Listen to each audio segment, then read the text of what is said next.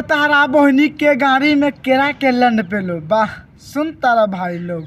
मारेला रिभारा में ए भौजी तो लंड पे तक पूरा खोल द हाल बा भाई त आज हम फिर से बात कर ले बानी अवधेश प्रेमी एंड विकी राज। तो भाई लोग आज के वीडियो बहुते गारफार बनल बा जैसे कहते हैं भाई लोग वीडियो जैसे के लास्ट देखम तब मजा आई। तो वीडियो बना के बस एक ही मकसद बा आप सभी को दिल से हंसाने के लिए ना किसी के दिल को ठेस पहुंचाने के लिए। तो बिना कोनो लाना लहसुन के आज के बच्चों स्टार्ट करते हैं। अच्छा भत्तारो जारा में अरे भौजी का चाहता रो कि पटा के पेल दी बस लाने पे हक देबू तहार बहिन चो बोले कि हबे कब नहीं के आगे कह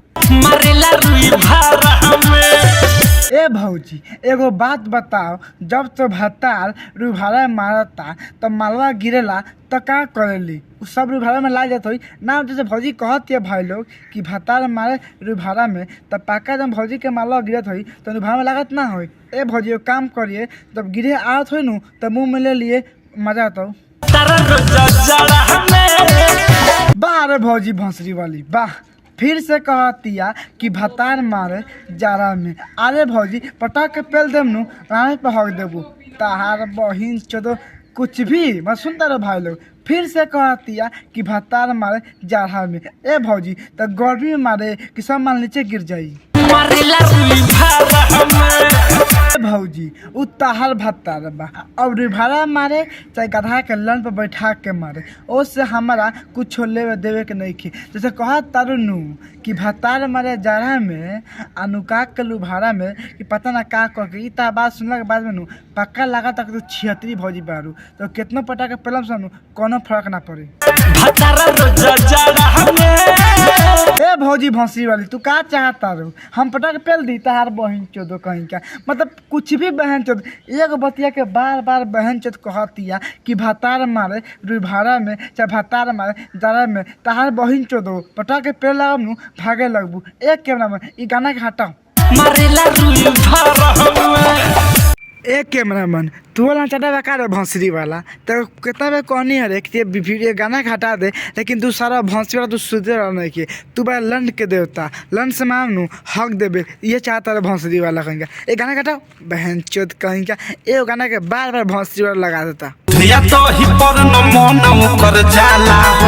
अच्छा ओकर दूध आ दही पर मन ना जाला ए भौजी तो के पर मन जाला हेलंड पर तहार बहिन चोद का कहतिया कि ओकर दूध दही पर मन ना जाला ए भौजी दूध या दही पर न मन ओकर जाला हो। अब देखा भौजी ज्यादा बकचोदी मत कर कूद के पेल दे नु पस्त न हक देबू तहार बहिन चलो अभी कहनी है कि तहार देव तहार साथे का करता तनी खोल के बताओ लेकिन तहारा बहिन तो समझ में आई ना आ तू बताबू ना तू चाहता हम कूद के पेल दी कि मर जेबू तहार बहिन चो आगे बताओ ना तो देवर कथी करता अरे ओकरा बहिनी के गाड़ी में गधा के लन पे लो वाह सुन तारा भाई लोग भौजी के देवर जन बानू तो भौजी के ढोरी में रोटी बोर के खाता ए भौजी एगो काम ना कर एक हमारा भेज दिया हम सार के नू ऐसा रोटी खियाम कि साथ दोबारा खाए के नाम ना लिहन। भौजी के भौसरी के देवर बड़ी खराब बारे जब ढूंढिए में रोटी बोल के खा लगता ए भौजी काम ना कर भैया के झाड़ छील दे अपने सारा लगा जाए।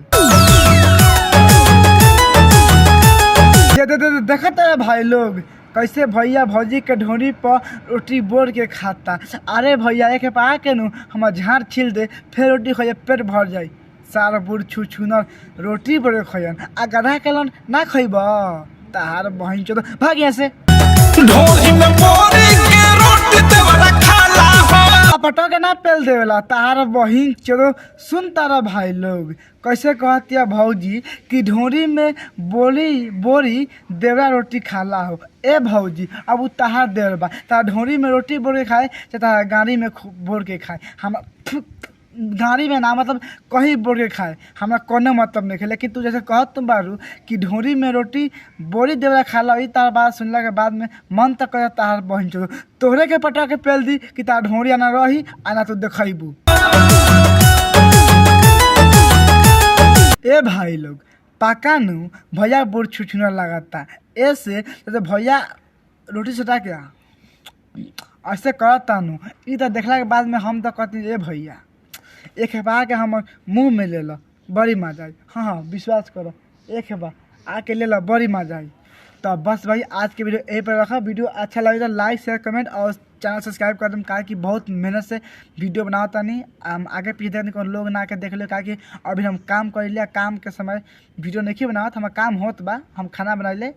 खाना बनत हमार कोई बा वहाँ लेकिन तो सपोर्ट कर लोगन आ लाइक शेयर कमेंट करा और चैनल पहली बार कर सब्सक्राइब कर ला ऐसा वीडियो देखा मिली।